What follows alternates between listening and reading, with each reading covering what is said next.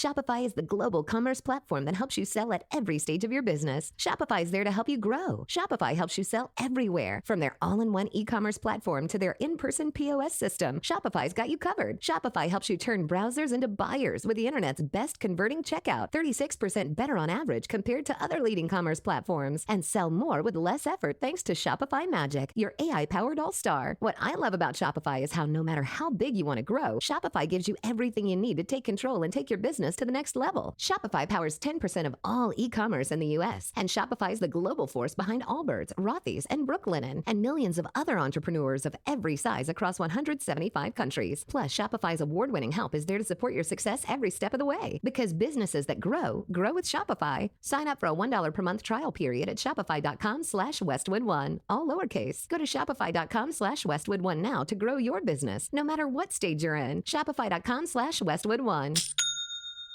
When you need mealtime inspiration, it's worth shopping Kroger for thousands of appetizing ingredients that inspire countless mouth-watering meals. And no matter what tasty choice you make, you'll enjoy our everyday low prices. Plus, extra ways to save, like digital coupons worth over $600 each week and up to $1 off per gallon at the pump with points. So you can get big flavors and big savings.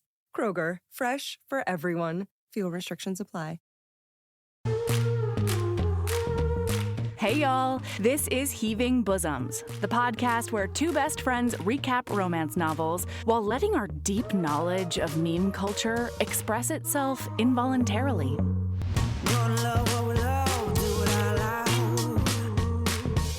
Stack our shelves with the clinches out.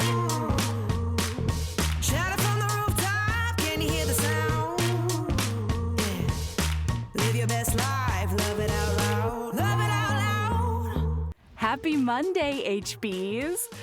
We're here with Contemporary Spy Times, and it's our first Nana Malone book of the podcast.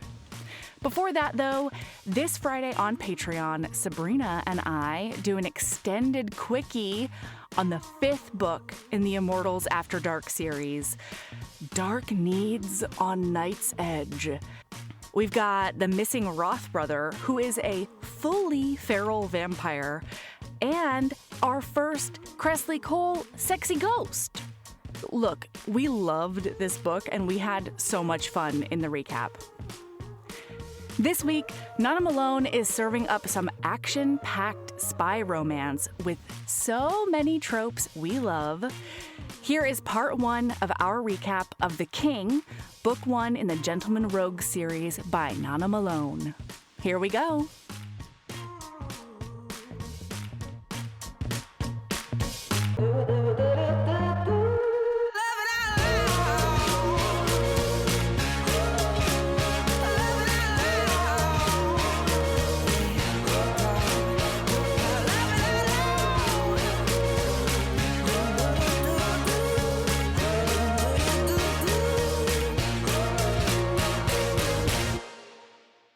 Hello, Sabrina. Hello. We are cooking with gas this morning, Melody. We're doing our best is what we're doing. Hey, have I told you that my college roommate would keep a list of hilarious things I said on the wall of our room with Post-its? Not me looking at my note-taking app. No, you have not told me about that. What? Well, I remember I made like miscellaneous notes, like especially when we were doing like Crescent City. I had like a bunch of like random little shit fucking notes. Not that we've ever used any of, you know what I mean? Yeah, we haven't told anybody about them. Yeah, so I would say something ridiculous, you know, as I do. And she is like beautifully neurotypical. You know what I mean? So like Michael is my grounding force now. And in college, she was my grounding force. And so literally, I didn't even notice this happened until I figured out that I have ADHD years later. But I realized that, like, without even thinking about it, she would just start going, like, as I was leaving, she would be like, okay, keys, you have all those things. Yeah. And I would be like, oh, I've got to go get this thing. So like she was seriously amazing. And I'm sure I brought something to the friendship, you know? Anyway, so I would say something ridiculous and then she would write it down. I don't know that I've ever felt more seen than you saying, I think I brought that. Like I had to have brought something to the I must. She Jesus kept me Christ. around. I was not prepared for looking at myself with that level of clarity this morning. Oh my God. Okay, continue. So I was randomly thinking about that this week because when we left college, she framed it and I have it down in my basement, like a bunch of the Post-its around a picture of us. And I bit my lip right on like where my canine is. And you're wondering how these two are connected. I understand. No, I'm listening. So I bit my lip right on like my canine. And it's mostly healed, but like the one tiny spot that's left has turned into a canker sore. Mm-hmm. And so all I want to say to everyone every day right now is I have a yuck. I have an ow. I have a yuck that goes ow. Because apparently one day, that's one of the things that's on the Post-it notes. Because one day I was just trying to explain my lived experience, you know? And what I came up with is I have a yuck, I have an ow. And then to clarify, I said, I have a yuck that goes ow. I don't know what I expected. That wasn't it, to be clear. Fair enough. That's fair. I also, I don't. Okay. Also, look at me not immediately jumping to confusion, cough, cough, Titanic, and hollering at you out loud, just waiting. Very mindful of me.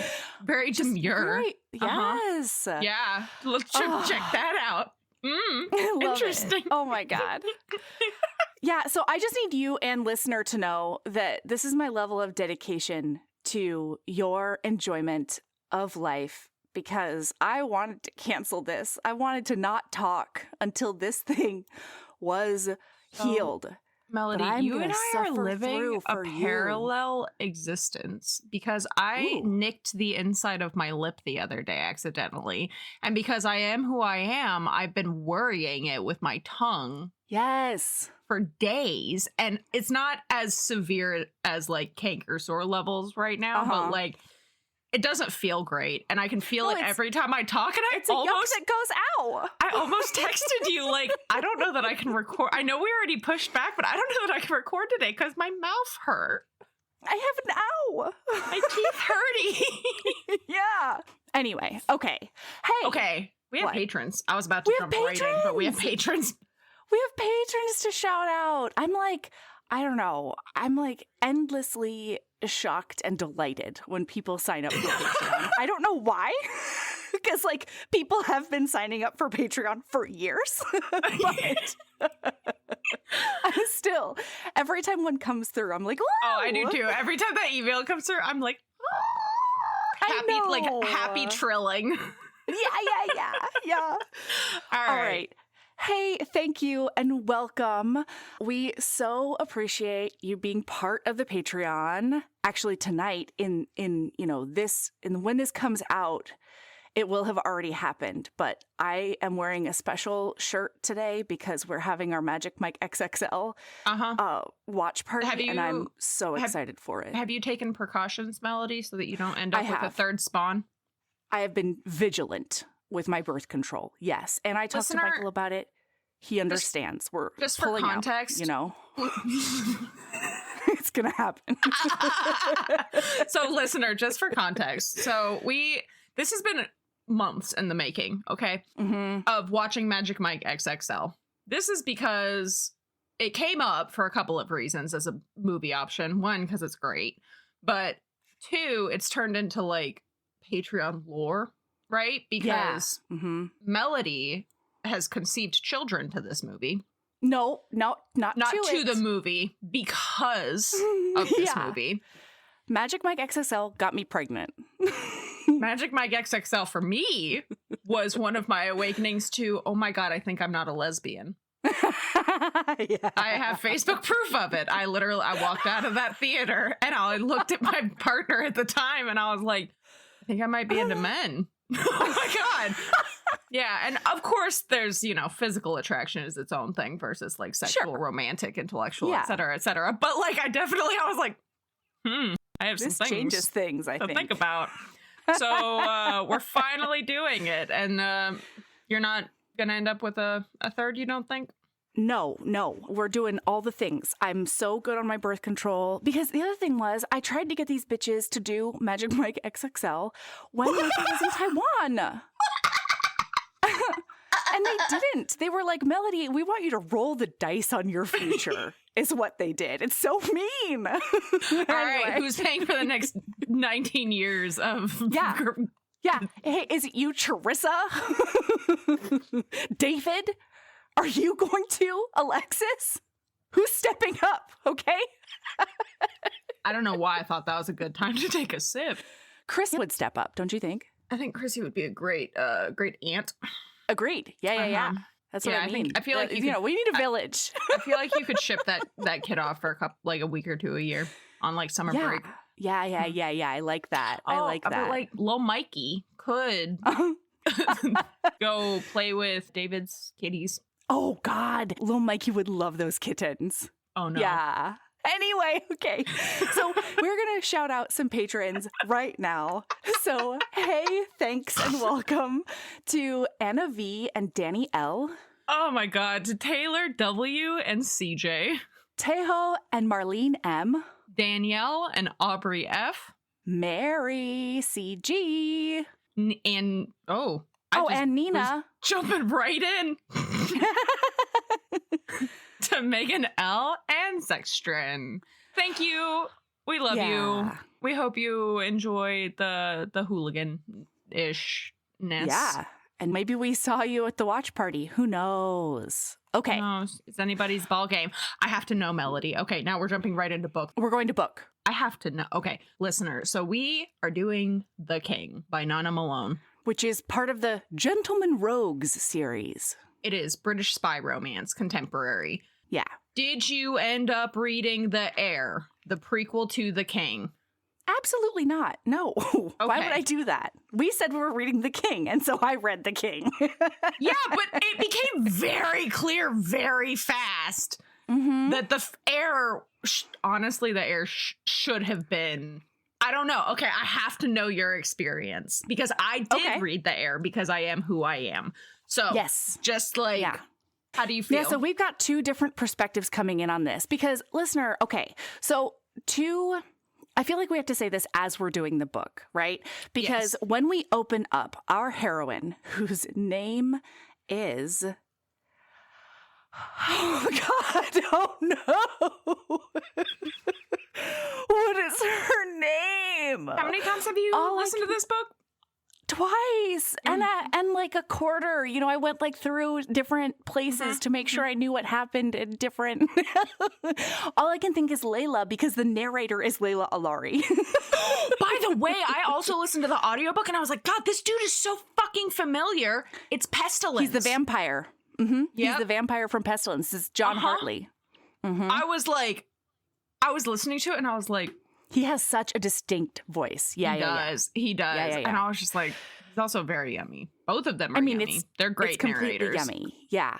Wow.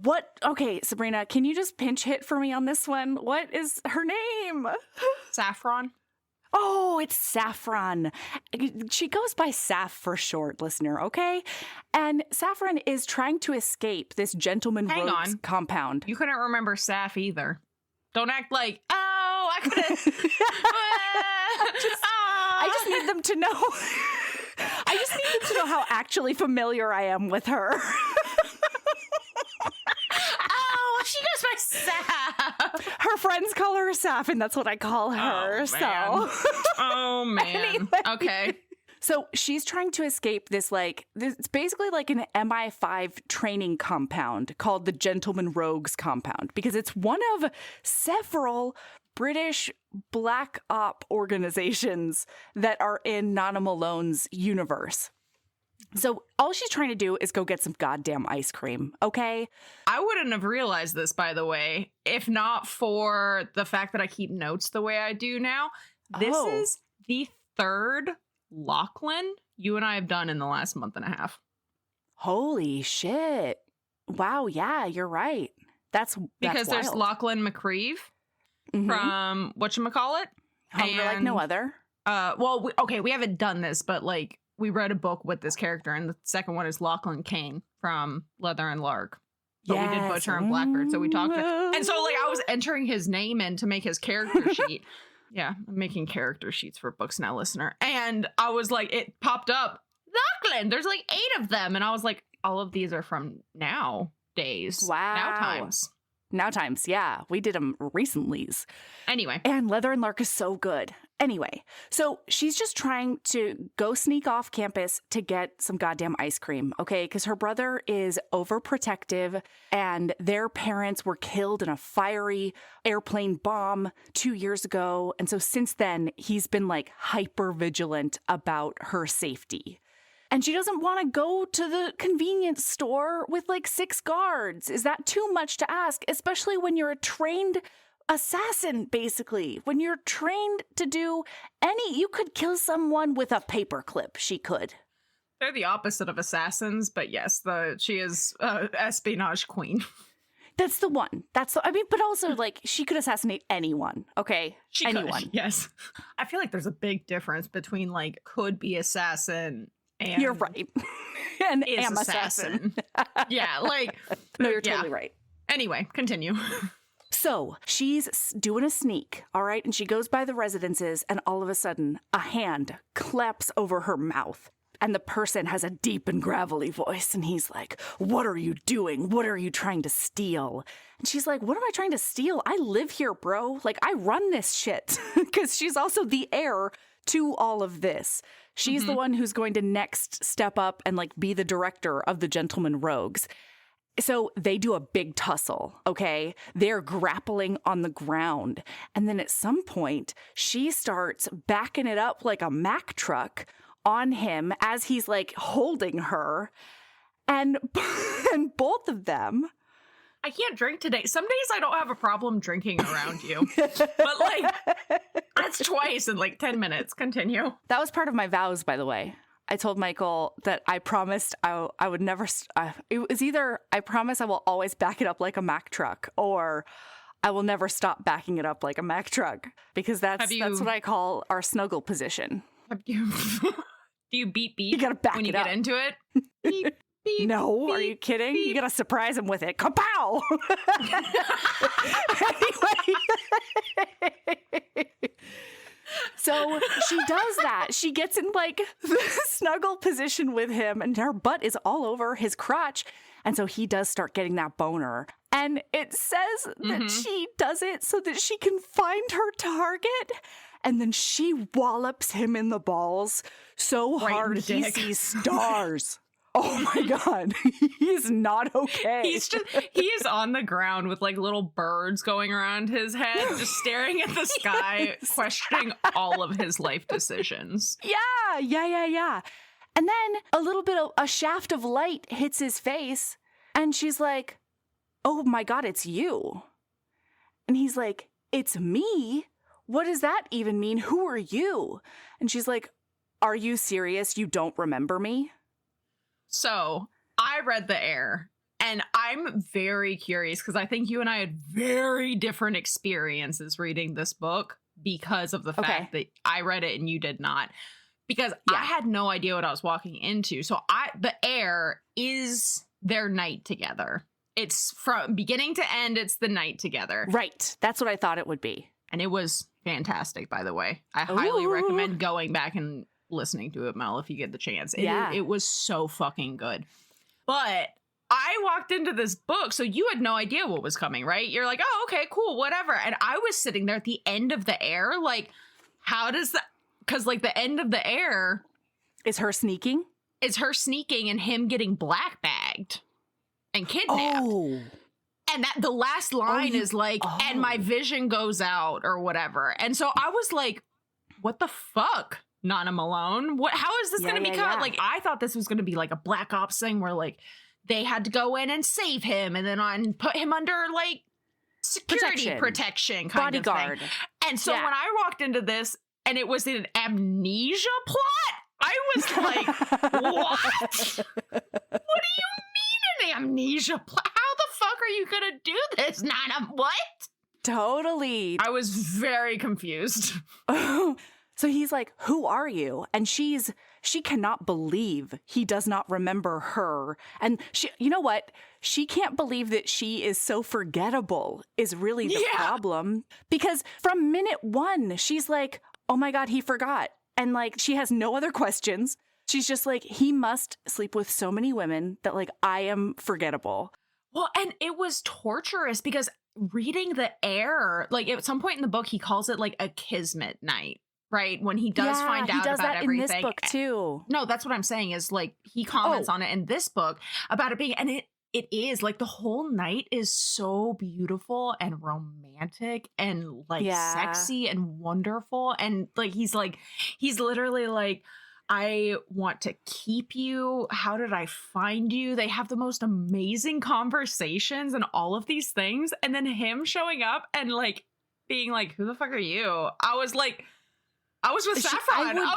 I would melt into the ground. Yeah, absolutely.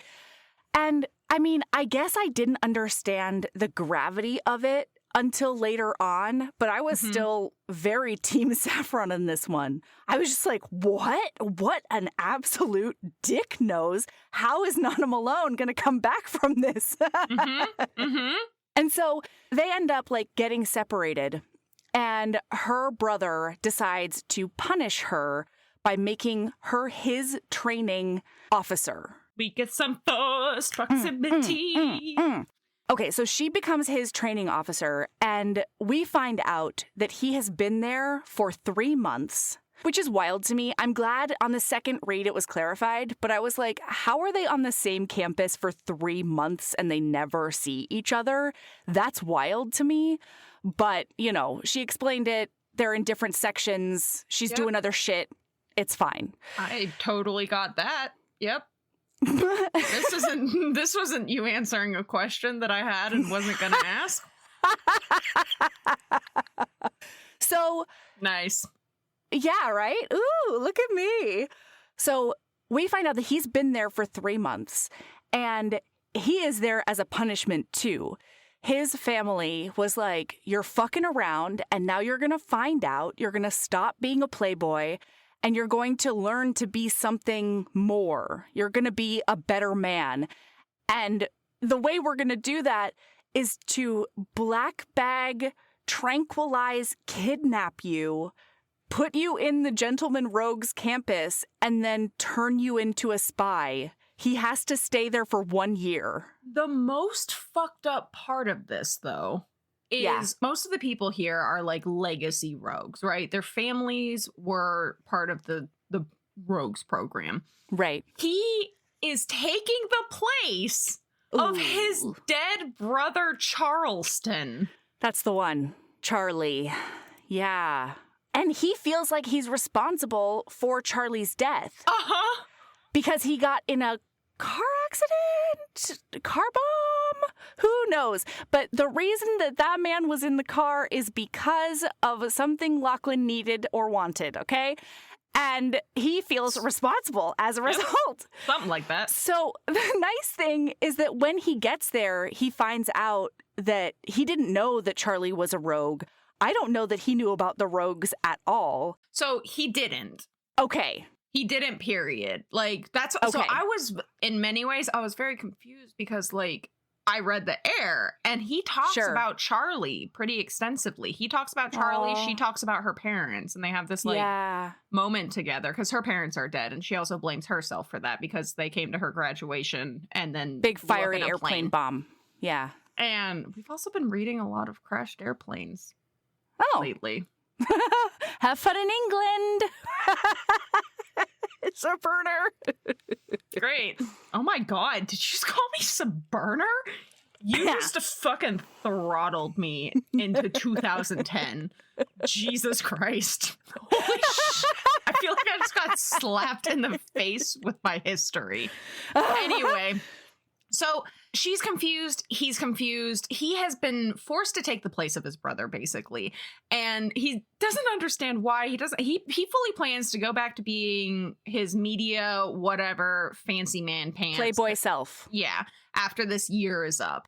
And meanwhile, she's freaking out because she ghosted him. She walked out in the air. They had this incredible, beautiful, fantastic, wonderful, sexy, emotional, awesome, romancy, I cannot possibly express to you. I hope I'm doing a good enough job. I feel like you are. Yeah. It was because it's adding layers to my memory of the read. Yeah. And like, it's so good. And this was my first Nana Malone. Ooh. Have you read a Nana Malone before? Mm-hmm. Yeah. Okay. Yeah, I had not. Great. I saw her at Steamy and I chatted with her and I was like, I will be going down this rabbit hole. And boy, I will, because boy, there are people referenced in this book that are old books. This is why I fucking started at the beginning of that catalog too. But it's fine. Yeah. Today, we'll be exploring the sounds of comfort. Listen closely. That's the sound of you getting a complimentary hand massage at the nail salon. And that's the sound of your favorite bedroom fan, still spinning after 5 years. Now listen to the sound of a cold, creamy Starbucks mocha frappuccino drink. With deliciously satisfying flavors, Starbucks frappuccino drinks are comfort in a bottle. Your dining room is the heart of your home, where meals are shared and memories are made. At Ashley, you'll find affordable dining furniture in a range of classic and modern styles. Ashley's small space sets and extendable tables are designed to fit beautifully into any space, from cozy breakfast nooks and kitchens to formal dining areas fit for a feast. And with mix-and-match seating options, everyone at your table gets the perfect seat. At Ashley, style is served. Shop in-store or online today. Anyway, her best friend Tabitha can tell that something's up. And she confesses to Tabs basically like, hey, you remember that guy who gave me like the night of my life on my birthday? It's him. It's the guy who had grabbed me last night.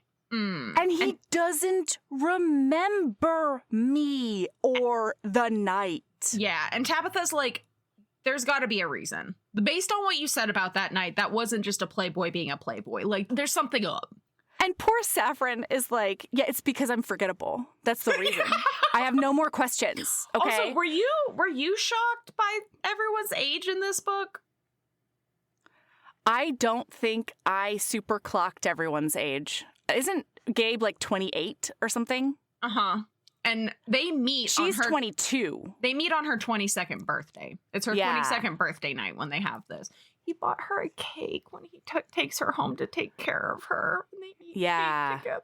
It was... And he's 25. I was just surprised. I don't know why. They're just very young to my brain. They are very young. But now, as they're doing all of this, like, they're meant to be doing all this training stuff, and she refuses to train him. And he cannot figure out why she hates him so much. He's just like, what did I do to you? Later on in the book, he'll be like, did I sleep with one of your friends, man? And then not call her? Like, that doesn't sound like me. But I'm grasping at straws here. She tells him yes, too, when he asks Yeah, she does. She's like, you did it's sleep dirty. with one of my friends. Yeah. And ghost her. It's dirty. Of note. Yeah. Because we start getting into this. So she kind of is forced to be in training modes with him, right? So they're doing this like test spy thing, right? They're doing an assessment. Yeah. The recruits have to catch her, restrain her, and then get her back to base without quote unquote being killed by her. Yes. And I was like, hell yeah, they do. Oh boy. And he, like a fucking wolf shifter, literally sniffs her out, and it was killing me because he made such a big deal about her there are so many little things. Like the minute he recognized her perfume, I was like, he knows her. Oh, He knows her. Because, like, it was such a big thing in the fucking air. Like, when he wakes up the next morning and she's gone, he wakes up not remembering His bed things super smells well. like her, right? Yeah, it smells like, and he's like, why does I don't bring people back to this house. That was a rule with me in chart. And then he's like, Saffron, the love of my life. And so, like, he's like sniffing her out in the forest. He's like wild hog truffling her. Yes, and yes. he finds a dude, big ol' asshole, that is like tied up. And he's like, what happened to you? And he's like, well, you know, Saffron got to me. And he's like, we're playing with fire. Let's go. And then she jumps out of a tree and kicks him over and takes off. And he's like, hey, take it easy. We can get a pint. You can explain why you think you recognize me, blah, blah, blah. And then he fucking takes her to the ground. Yeah. And he gets so mad because she looks at him and she's like, if you try what Robert tried, I will fucking end you. And he's like, Robert, Robert? what did he try? Something. Because I will kill anyone who touches you, essentially. Oh my God. And so he's like, I'm not trying to hurt you or do anything. I'm just checking you for weapons. And she's like, yeah, cool story, bro. And he gets her in like wrist zip ties. And he's like, and now I'm going to peacefully and civilly walk you out of this forest and back to the training grounds. And she's like, the hell you are. And headbutts him to the ground, manages to get out of these zip ties, and then ties him up. Tranks him down. Oh, she hits him right in that chest. Tranks him down. There's so much tranking people in this book. And it just made me laugh so fucking It's really hard. good. Because, like, everyone in the Rogues organization is like, well, you were messing around with Saffron. Like, obviously, you're going to get your ass kicked. And literally anybody not in the Rogues organization is like, oh, she'll be easy to handle. And she's like, look at that little cutie. Bet. Yeah, absolutely. I mean, in the first chapter, one of the guards looked at him and said, oh, wow, you went at her and you're alive. That's incredible. You know? So, wow, they lose that, and it's bad. And so now it's like everybody who does that, the punishment was you have one more month of training, and everybody is a big sad panda about it. Because everyone lost. Yeah, absolutely. She kicked their asses. So now we sort of go from training event to training event. And in between, there's like a little bit of slice of life stuff. We get like dinners with her brother. And we see a bunch of stuff from his point of view, and he keeps being like looking at her like and literally thinking to himself word for word, I knew for sure I hadn't shagged her. I would never have forgotten that face. Never. And my notes, there's so many caps lock things because I was so fucking confused. I was like, how do you just have selective amnesia, bro? No, right. So my notes are like, I hate that. Oh my God. God damn it. There's a lot of screaming in my notes. I love that. So the next big thing is this training thing where he recognizes her because she's in hiding. And he's supposed to... She's in a skin suit of a man. With a voice modulator. And he sees her and clocks her within 20 minutes. The fastest ever. And it's because he recognized her eyes and her scent. Because this man is definitely wolf shifter coded. Yeah, right? Like, what is that about? I ended up getting, like, extra worried about how I smelled all week because I was reading this book. I was just like, why don't I smell like roses and vanilla? And what's that third mystery ingredient that they never tell us, Nana Malone? I'll bet it's bergamot. Fucking it's tell always us, fucking Nana Malone. bergamot. Jesus. Well, and when he knows it's her, he's still talking to her as if she's this barkeep. And so he's like, have you ever like met a girl who was just like fit and like beautiful, but you can't seem to get on her good side or whatever? And it's so good when he reveals that he knew he was talking to her. And then he ends up being the first person to successfully do this little test mission because he actually gets her out. He doesn't get taken down by the quote unquote like pretend bad people. And he like sneaks her around and gets her back. And Gabe is like, Gabe is her brother. And he's also book number 2. 3. Oh, yeah. Well, Saint is next. I'm almost positive Saint is next. Saint is one of the training boys. No, I know who Saint is. And then Gabe, I was telling listener. And then Gabe is book, I guess, 4 at that point. You're right. And so then the next one is the Saint, and then the Rook. Book 5 is our big baddie for this book, and I cannot wait. Yeah, listener, this is a rabbit hole series. Like this is a rabbit hole author. This was a hell of a book to roll. I don't seek out spy romance. Like I enjoy it. I enjoy it every time. I do too. I don't know why I don't like.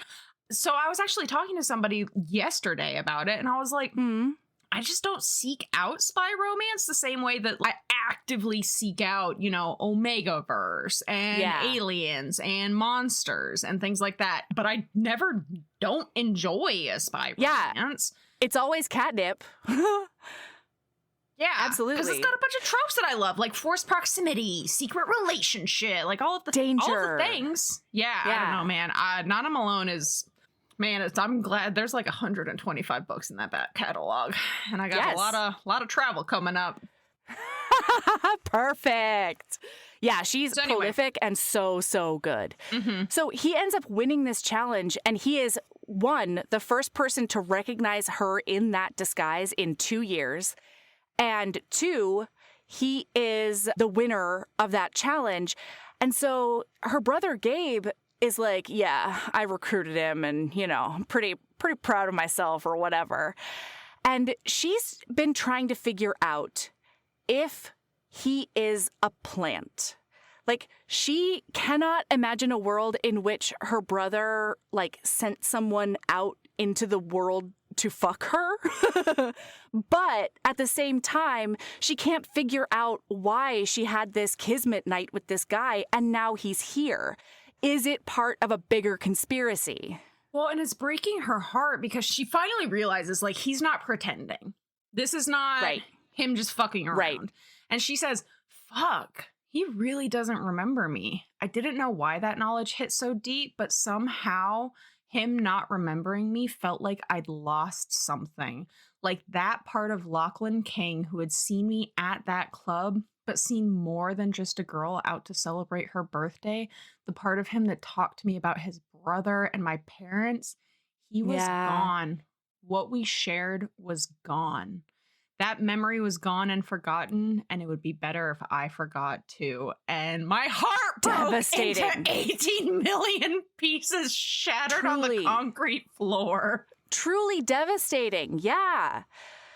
So now they have to go into the real world, right? He gets pulled into Gabe's office, and Gabe's like, did you go to school with this super rich asshole mafia bro? No. Whoa. Oh, no. Matt. She has to go to his room and reward him. So she finally, now that she has come to the realization he's not just fucking with her, she's like, okay, I'm actually going to train him, because if I don't, he's going to die. And then Tabs gets some info, and they find out that he got double tranked. Yes. The night he got taken, which can cause memory loss. And so he's just missing 48 hours. And he's aware he's missing 48 hours because at some point in the book, he's thinking to himself, maybe I did fuck her. And maybe she's in those hours. Happen in those hours. Like, guess what, Lachlan? You did. And I, like a little creepy creep, was standing in the corner of that apartment watching the entire thing go down. Like a creepy little voyeur. That makes it so weird. Every time I talk about romance, I fucking commented on this to the fucking TBR gals the other day, because they said something and I was like, I mean, you might not be in that bedroom with them, but I am standing at the foot of that bed. Oh, no. That's basically what it is. Like, I'm just watching. Don't mind me. Do your thing. Fine. Yeah, no, keep going. So she ends up going to bring him a beer as celebration. To be like, good job. Also, get ready for me to kick your ass in actual training. And then they're talking about legacies and all of these things. And then she finds out, because he just found out, that his brother died in an attack. Yeah. It was not an accident. And so he's not actually at fault, which, like, right. Spoiler lock, you were never at fault. You weren't in but the it's first fine. place. Yeah. At one point, he makes a comment like, I have the scars to, like, from that experience. Yes. And she makes a comment. She's like, I feel like a voyeur because I know those. I have touched those scars. Yeah. Ooh. And then he turned to face me. And his gaze locked on mine again. Yeah. Yeah. I feel like I know you. You do know me. I've been training you for 2 weeks now. You know what I mean. I feel like I know you from before I came here. This is easy. Feels good to talk to you. And then he says, you look at me sometimes like you want what I want. And she stands up and she's like, I should go. I gotta And go. he Oh, gosh. stands up with her and takes her hand and says, don't go. And she says, whatever you're thinking might be a good idea, isn't Lachlan? And he says, I like how you say my name, which he said 1 billion times in the air. And I died. Oh. And she's like, I should go. I'm going. And he's like, you said that already. Mm-hmm. And then she can step around him because she's a badass spy lady. Of course.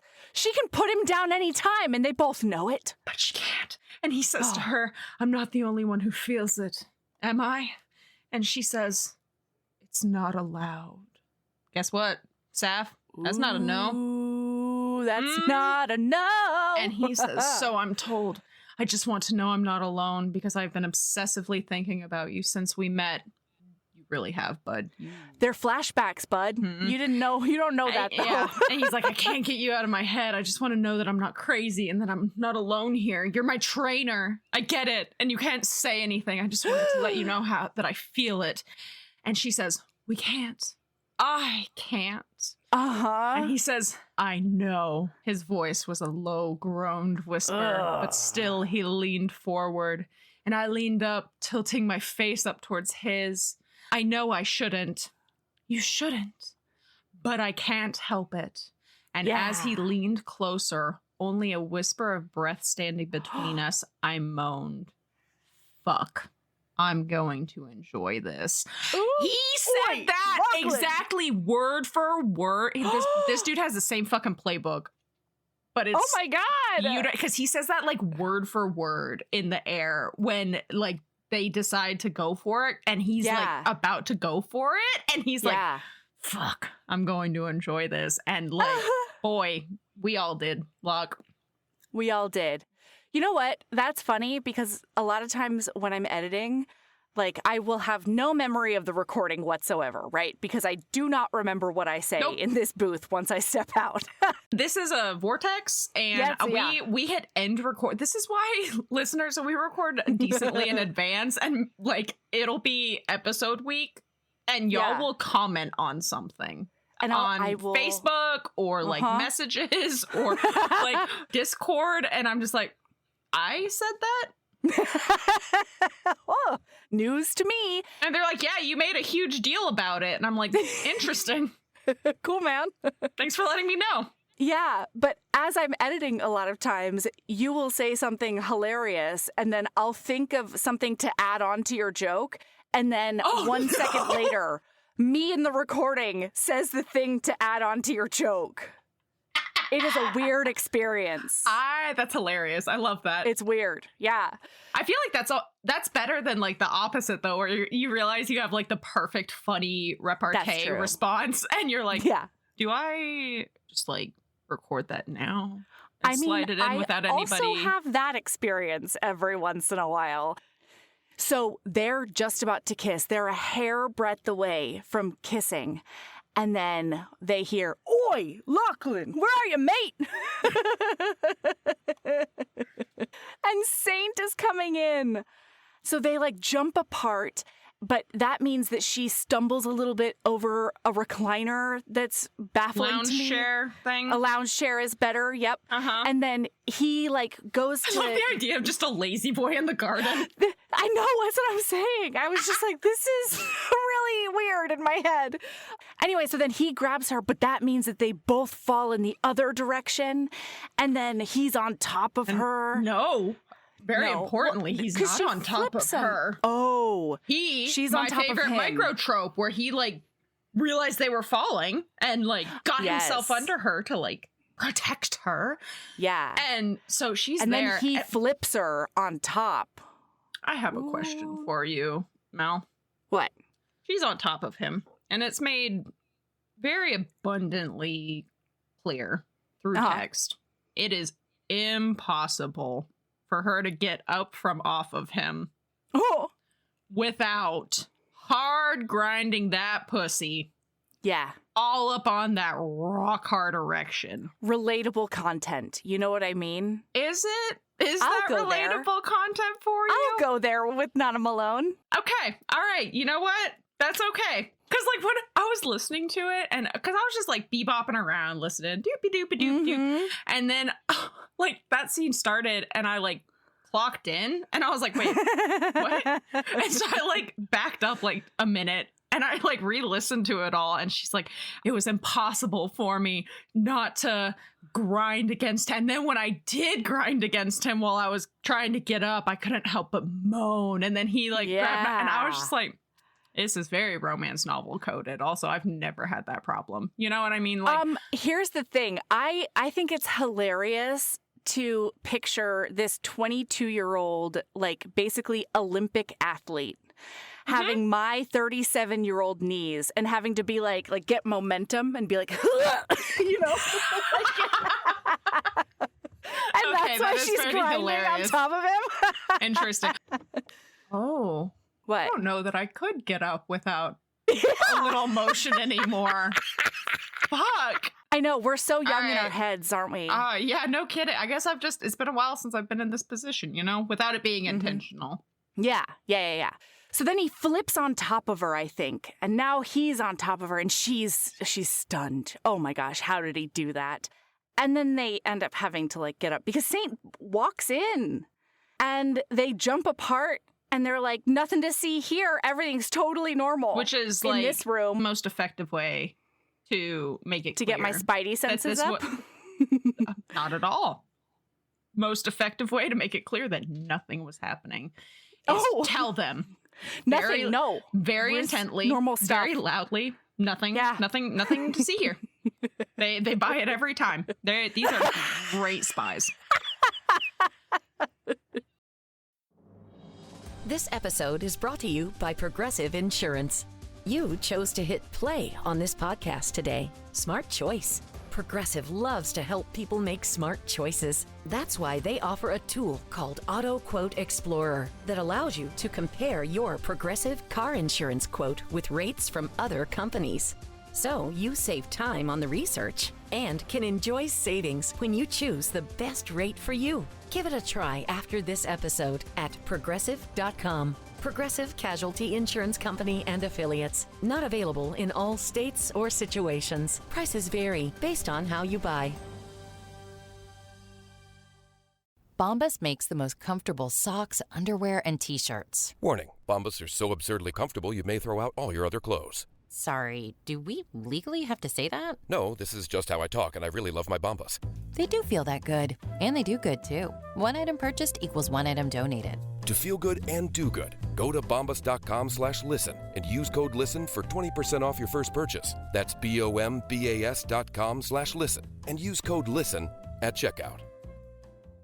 Your dining room is the heart of your home, where meals are shared and memories are made. At Ashley, you'll find affordable dining furniture in a range of classic and modern styles. Ashley's small space sets and extendable tables are designed to fit beautifully into any space, from cozy breakfast nooks and kitchens to formal dining areas fit for a feast. And with mix-and-match seating options, everyone at your table gets the perfect seat. At Ashley, style is served. Shop in-store or online today. So we do a little montage to the next test. And the next test is because she's his trainer, she's the asset. And so he has to go into this situation and basically find her and then get out. But he doesn't know that. So for each person, it is a surprise what the like distraction is. And it might be something in addition to their trainer. It might be something totally unrelated to the trainer. By the way, the fact that Gabriel Webb, her super protective brother, signed off on this blows my mind. This was wild to me. He is in a full... Wait. Even though we find out what we find out later on, still... Yep. When we find that out... Still, it makes no sense because he's supposed to be this overprotective brother and nobody knows. Allegedly, nobody knows about their one-night stand, right? And so his whole setup, they've made... What? Nobody does know about the one-night stand, except Taz. I know. Oh, okay. Yeah. But she questions that at this moment because of the situation that Gabe puts her in. Mm-hmm. So he goes in and they've made a carbon copy of his entire apartment. Sorry, I forgot about your shirt until it just caught my attention again. Listener, for context, if you've been on our Instagram, there is a picture of it on there. But Mel has a shirt with a bootylicious Edward Cullen. Mm-hmm. And it says, "This is the ass of a killer, babe." Or Bella. This is the ass of a killer, Bella. And I just, every once in a while, it just, as you move and wiggle your bodice, it's Edward Cullen very seductively. Oh, yeah. Staring at me. It's like hair flip, looking directly at us. Very distracted. So they've made a carbon copy of his apartment, and he goes in and he figures out that they are essentially recreating his black bag kidnapping that he doesn't really remember. Did you catch the rich man moment during this, though? Where he's like looking around his apartment and he's like, did they just like grab my apartment? Oh no, that's just a recreation art piece a print on the wall. That's not the original. That's on my wall. I was like, Lachlan. Richie rich boy, I'm telling ya. So he's finding this really, really weird because as these guys like come out of the shadows to get him, he feels like he's almost got a premonition, a sense of where they're going to be.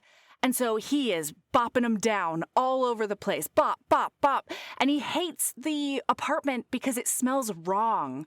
It's been covered in this sweet, flowery perfume. Wolf shifter coated. I know. I could not be with this person. I would be so worried all the time about how I smelled. I just have so many questions because I don't know that there's a single person in the world that if I smelled something, I would be like, I'm thinking of this specific, even people I've been with for years. You would think that I would know that smell, right? I don't even recognize my own deodorant smell. But granted, apparently I'm nose blind because like I go to the fucking store every time and I'm like, is this the right one? Sabrina, you've been wearing the same deodorant since you had your Teen Wolf obsession at 17 years old. You have been wearing Wolf Thorn for 14 years. You know what it smells like. And I'm like, every single time I like pop it up, I'm like, oh, that is a nice smell. What? You know what, though? I will say that anytime Michael sporadically puts on his cologne that, you know, he's had the bottle for 15 years or whatever, and it lives under the sink. And so for special occasions, sometimes he'll put that on. And I realize that, like, I smell him and I'm immediately like, new relationship. That's I just like get transported back to like when we first started dating because he wore cologne for me then.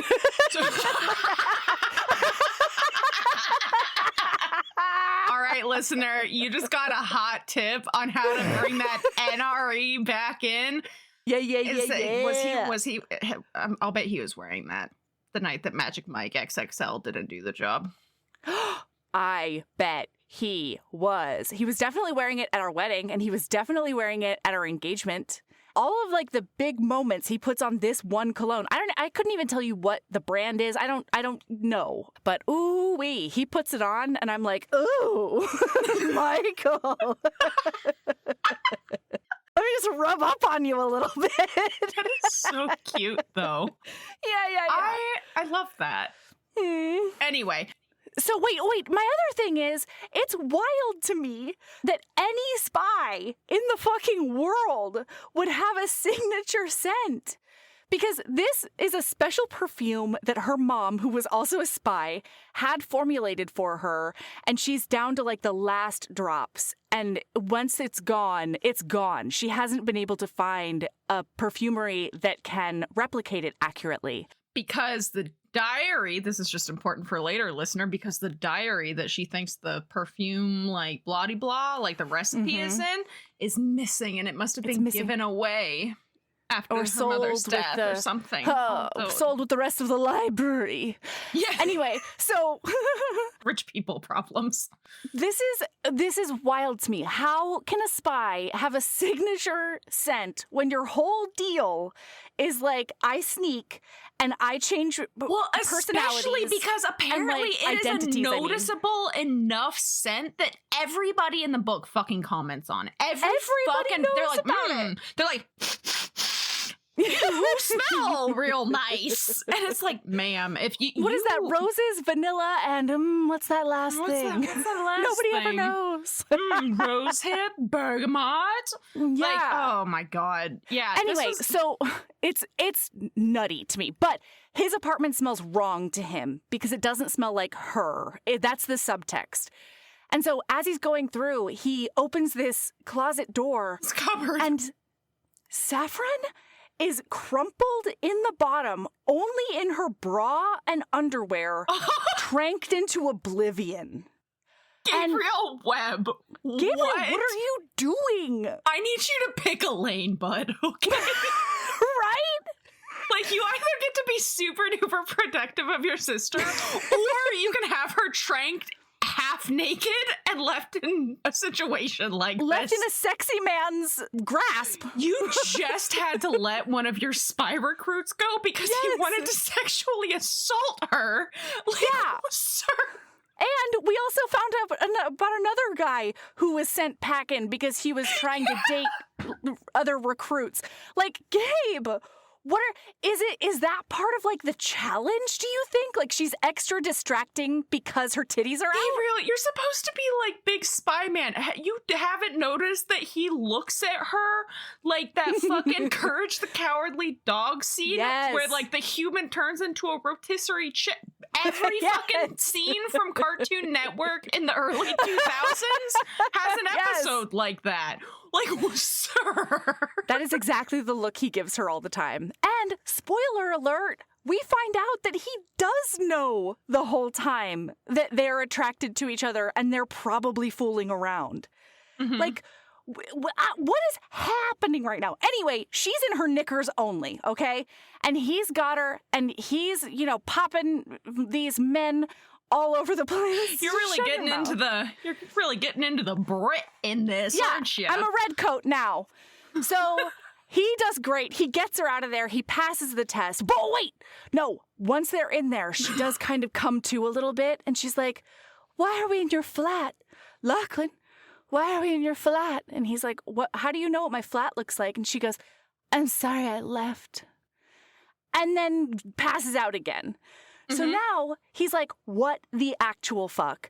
And she lies to him when he tries to clarify it with her in medbay later. Mm-hmm. He's like, how do you know my house? And she's like, I don't know what you're talking about. I was so loopy. It was so loopy over there, Yeah. And so we're just going to zippy zap into this because we're getting to like the meat and potatoes of this book. Yeah. So they get sent into the field as fake newly married couple to go get this big baddie Massimo. By the way, I almost just called him Georg. His name's not Georg, it's Gabe. Georg? What kind of monster romance are you reading? Georg is like the German version of George. Georg is? I've never heard Georg. that. Oh, interesting. Well, that's how it's pronounced. That's how I've always known it to be pronounced. Anyway, I don't even know what made me think of it, but there's this where did meme that even come from? so there's I couldn't even tell you how I dolphined my way here. This is not a Titanic situation, okay? What is it with these dolphining and spy romances? Because Titanic happened in Spy Master. Anyway, no, there's this meme where it's like average person, like statistic that average person eats like 5 spiders in lifetime is incorrect. Georg eats 10,000 spiders every single night. And he's an outlier and should not be counted. You've never heard that meme? No. You've never seen the Georg meme and the spiders? No. It's used about a lot of things. It's not just, it's like, this is a statistical outlier and it should not be counted. People learn statistics because of this meme. They didn't understand what an outlier was. Like, I was there at the birth of this meme on Tumblr, and like people were like, oh my God, And that's how I understand the bell curve? I understand statistics for the first time. Like, I never understood it in class, but like, okay, I get it. That's what a statistical outlier is. Okay, I got it. That's incredible. But anyway, yeah, no idea how I got there. Anyway, so they're after this big baddie Massimo. Yeah. Something. And one of the biggest conflicts as far as Saffron is concerned is that Gabe... Listener, if you understood how I got to Georg, please message us, because it's going to fucking bother me now. Continue. You're going to think you're the only one. You're just lonely in the corner over there until listener comes out of the shadows and says, I know that meme too. I understood. Yeah. Well, I mean, I believe that a lot of them, based off the reactions we've had when I talk about me being a tumbly poo, like, yes, I'm not like, I know that there are people out there that, whether or not you're on Tumblr, you know what meme I'm talking about. It's gotta be that it's just, they both start with gay. It's Gabe and Georg. Probably, yeah. That's probably where you got it. Yeah. Anyway, so one of the biggest conflicts as far as Saffron is concerned is that Gabe is so protective that he won't put her into the field as a field agent. And so she's like the bestest trained and the mostest top of her class, and she gives everybody a competence boner. The more we learned about Gabe not letting her in the field as this book progressed, the angrier I got. I was like, wild. Gabriel fucking Webb. And how... His last name is Webb. Georg ate spiders. Oh. That's where it came from. the Gabe and Georg, phonetic relations. I promise you it's not that. Because it just happened again. The first time it happened too fast for me to catch it, but it just happened again. Okay. Oh my God. I love your brain. Oh boy, it's a ride. Yeah. So because of this, he's decided that Lachlan is going to go into the field, even though he's not fully trained, because he went to high school with this guy. And then she is going to go with him. And it's her first field assignment. They're placed as a newly married couple. Gabe, okay, what? Oh, that didn't have to happen. And he's going as himself to catch this bad guy. And they want intel to lead them to his dad. And the dad and like his henchmen, who we meet later on, are the people that orchestrated and carried out her parents' airplane bombing death. So this is really personal to her as well.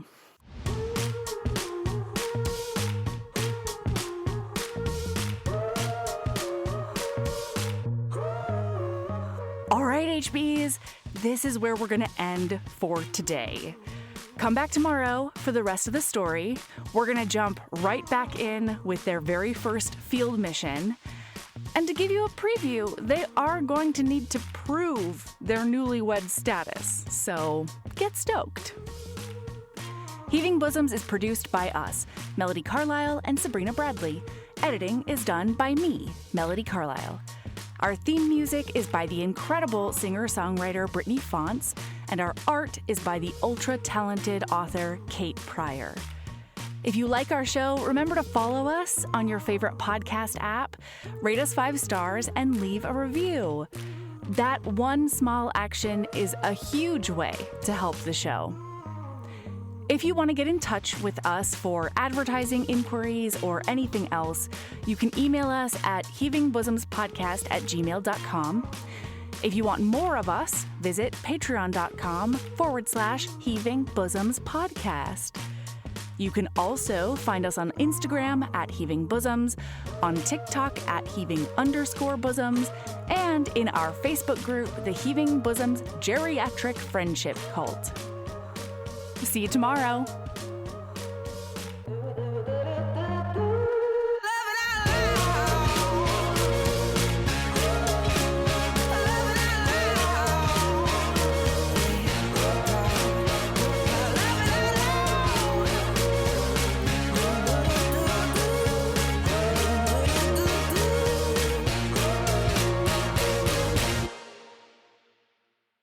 This episode is brought to you by Progressive Insurance. Do you ever think about switching insurance companies to see if you could save some cash? Progressive makes it easy. Just drop in some details about yourself and see if you're eligible to save money when you bundle your home and auto policies. The process only takes minutes, and it could mean hundreds more in your pocket. Visit Progressive.com after this episode to see if you could save. Progressive Casualty Insurance Company and Affiliates. Potential savings will vary. Not available in all states. This is a mini meditation guided by Bombas. Repeat after me. I'm comfy. I'm cozy. I have 0 blisters on my toes. And that's because I wear Bombas, the softest socks, underwear, and t-shirts that give back. 1 purchased equals 1 donated. Now go to bombas.com/listen and use code LISTEN for 20% off your first purchase. That's bombas.com/listen and use code LISTEN at checkout.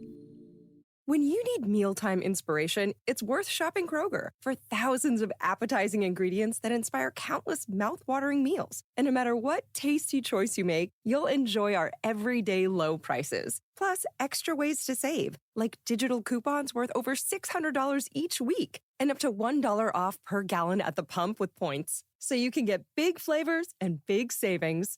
Kroger, fresh for everyone. Fuel restrictions apply.